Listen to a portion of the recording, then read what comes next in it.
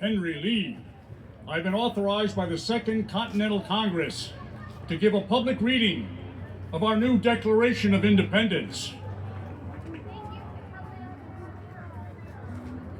When in the course of human events it becomes necessary for one people to dissolve the political bands which have connected them with another, and to assume among the powers of the earth the separate and equal station to which the laws of nature and of nature's God entitle them, a decent respect to the opinions of mankind requires that they should declare the causes which impel them to that separation.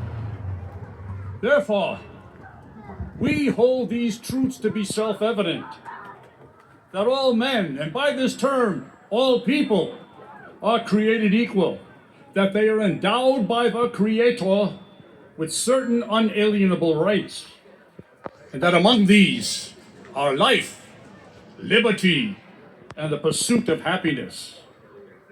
That to secure these rights, governments are instituted among men, deriving their just powers from the consent of the governed.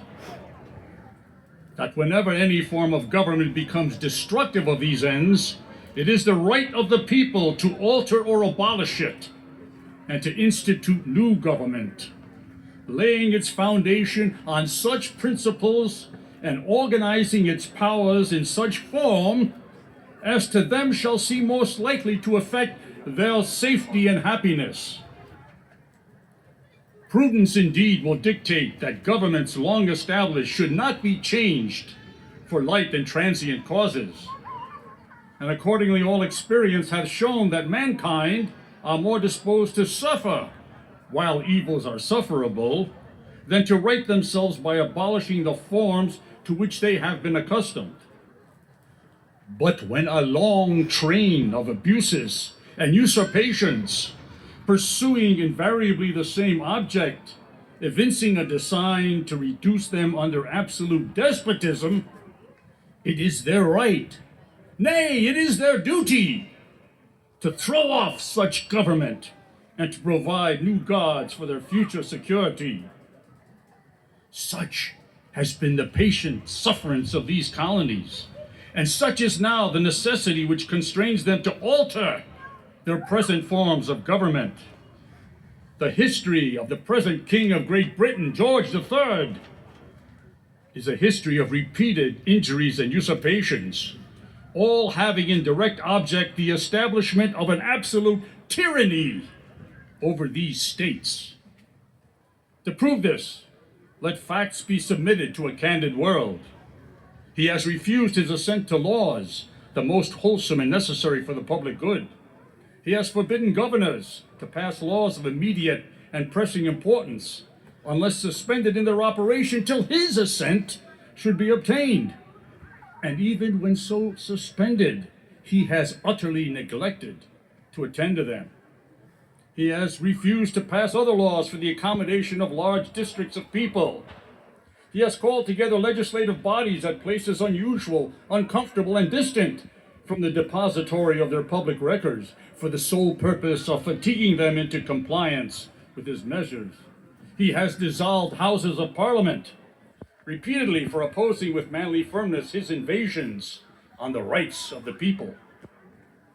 He has refused for a long time, after such dissolutions, to cause others to be elected. He has endeavored to prevent the population of these states by obstructing the laws for naturalization of foreigners, refusing to pass others to encourage their migration hither, and raising the conditions of new appropriations of land.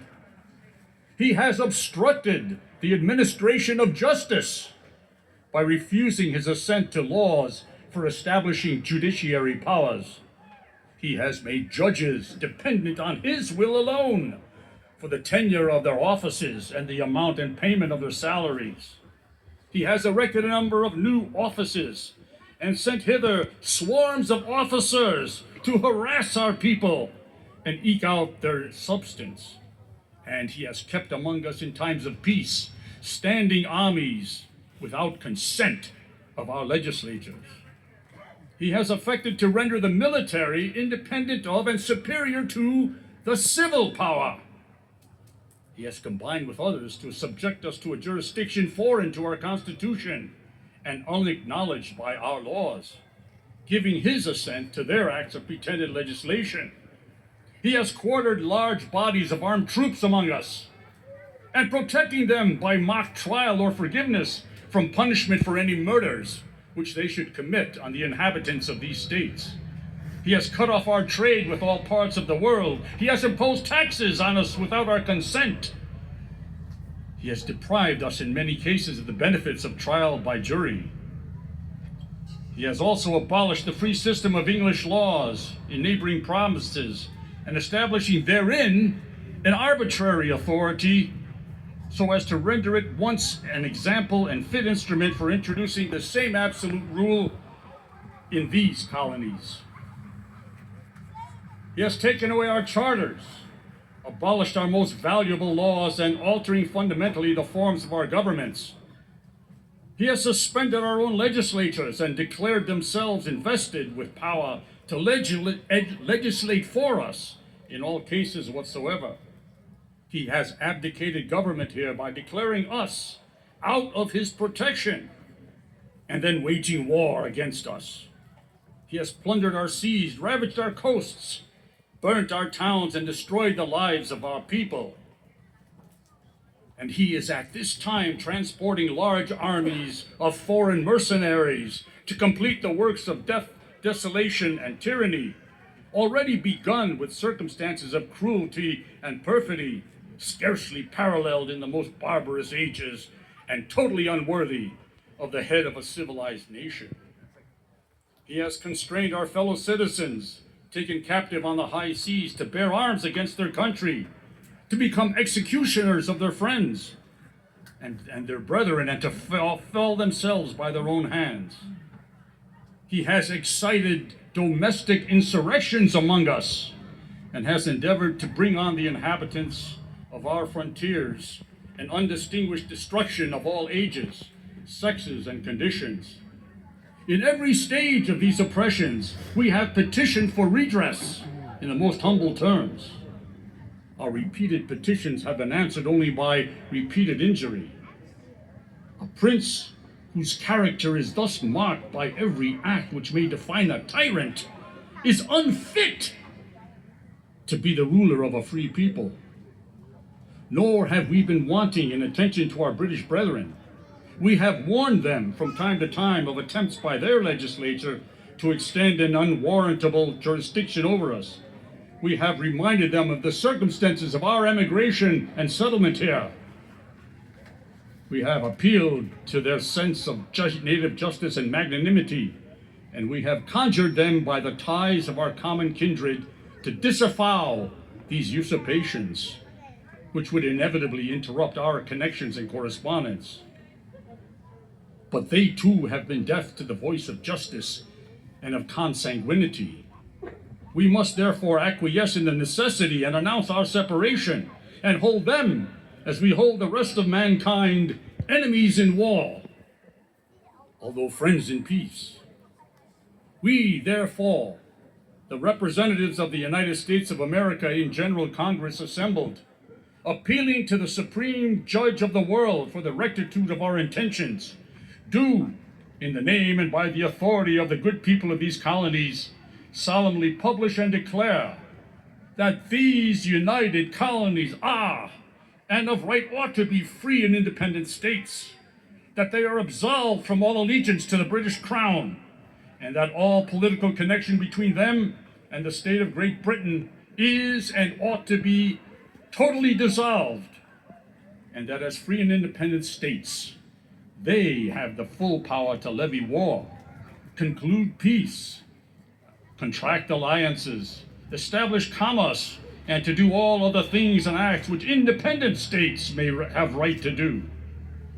And for the support of this declaration, with a firm reliance on the protection of divine providence, we mutually pledge to each other our lives, our fortunes, and our sacred honor. signed this day, July 4th, 1776, by John Hancock, President of the Congress.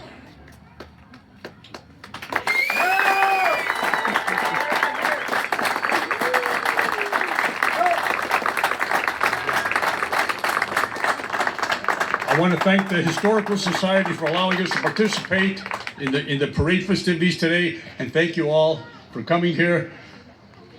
By the way, just as a matter of information, the Declaration was signed by only two people on July 4th, 1776. The President of the Congress, John Hancock, and the Secretary, Charles Thompson. Shortly after it was signed, it was given to a printer, John Dunlap, to print 200 copies to be distributed throughout the colonies. The other signatories of the Declaration caught up a couple of weeks later, but they also signed it. And we have here on this poster a list of all the signatories of that Declaration of Independence. And I want to thank you so much for your participation in this 4th of July celebration. Thank you so much.